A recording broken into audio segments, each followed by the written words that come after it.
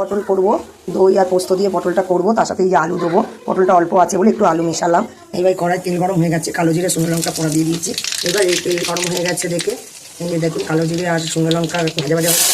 আলুটা ভাজা ভাজা হয়ে আসবে, তারপর এর মধ্যে কিছু দিচ্ছি। দেখুন আলুটা দই দিয়ে আর গোলমরিচ দিয়ে মাখবো পটলটাকে। দিয়ে দেবো পোস্ত বাটা, পোস্ত কাজু বাটা আর টক দই। এই দেখুন টক দই দিচ্ছি।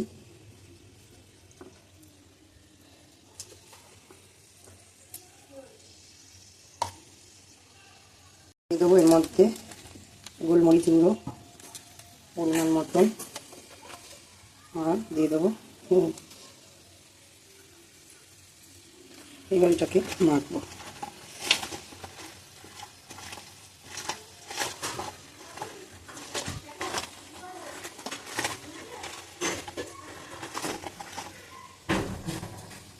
হয়ে গেছে, আলুটা কালো জিরে ফোড়ন দিয়ে ভেজেছি, ভেজে তার মধ্যে দিয়ে দিলাম এই মাখা টক দই কাজু আর পোস্ত দিয়ে মেখেছিলাম, সেটা দিয়ে দিলাম এর মধ্যে। এইবার এটাকে এবার ঢাকা দিয়ে রাখবো।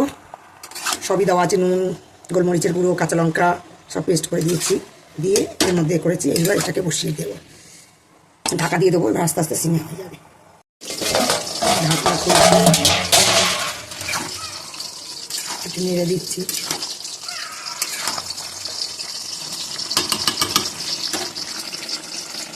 আর একটু হোক, এখনো হয়নি, পটলগুলো আর একটু সিদ্ধ হবে, নরম হবে।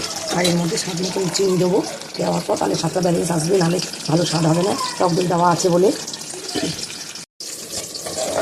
দেখুন এইবার আরও ঢাকা দিয়ে দিচ্ছি। এবার অনেকটাই হয়ে গেছে। এবার দিয়ে দেবো এর মধ্যে স্বাদ মতন, যদি টক দই আছে বলে স্বাদ মতন একটু মিষ্টি দেবো। আর নিরামিষ রান্নাতে একটু মিষ্টি না করলে ভালোও লাগে না।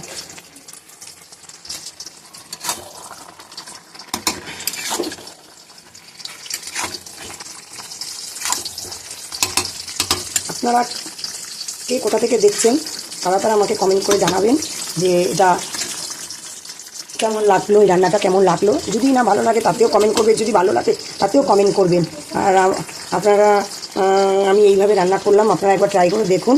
আর ভালো লাগলে তো কমেন্ট করবেন, আর একটু বেশি বেশি করে আমাকে শেয়ার করুন, লাইক করুন।